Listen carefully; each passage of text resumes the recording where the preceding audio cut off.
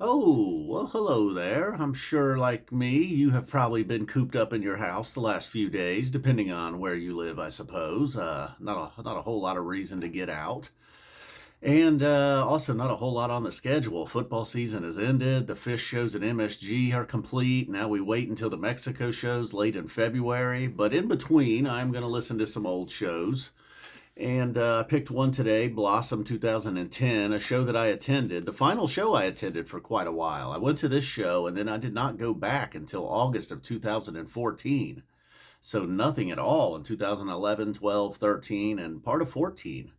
And it wasn't that the show was real bad or anything. And I did go to the show by myself. That wasn't the first time I had went, but I was thinking maybe that had a little bit to do with it, the excitement. You know, when they came back in '09, I was just as fired up as anybody. Believe I went to four shows in '09, and then this was my one and only show in 2010, and then did not go back until 2014. And I think part of it was my original crew of friends that I went to see shows with. They were pretty much all completely out by now. None of them living in Ohio. But I'm looking here at the set list, and it wasn't. Oh, the one thing that I really remember is I got there really early. Like I walked inside as soon as the doors opened, pretty much, and the I know I'm not remembering this wrong, but it's totally different than it is now. There were actual seats in the front, and I actually got a front row seat, what is now considered the rail, a front row seat through Phish Tickets by mail. The one and only time I've even heard of such a thing happening. I did not believe it. Like, I looked at my ticket, I looked at the seating chart. I sent a picture of my ticket and the seating chart to a friend, see if he would verify. Like, am I in the very front?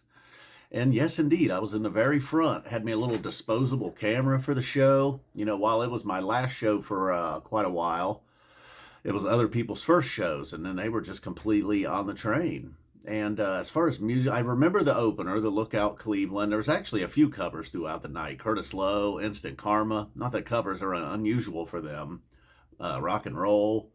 But for them, these were unusual covers. You know, they have their set of songs that they play, and these do not make it into the rotation. Although Curtis Lowe, somewhat. Instant Karma and Lookout Cleveland. I don't know if they ever played before or if they have played since. Ocelot in there, that was a good one from the first set. And then maybe it was the Time Turns Elastic. Like every show you went to in '09 and 10, it felt like had a Time Turns Elastic. Had a nice Mike's and Weekapog with the hydrant in the middle. The rock and roll had a little bit of a jam. The Harry Hood was good, but not great. Backwards Down to Numberline actually had a little bit of an improvised jam to it. Between that and rock and roll, probably the only two jams where they sort of stretched it out a little bit 20 years later. I think this is probably the reason I became a fan of that song, seeing it live at this show. And then they ended with Susie, Waste, Character Zero. Got a Squirming Coil encore. Very stoked about that.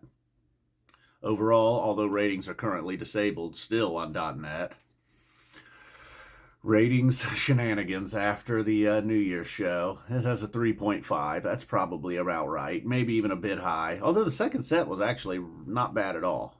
The first set felt like just nothing there that really stood out. Like, oh, this was something different.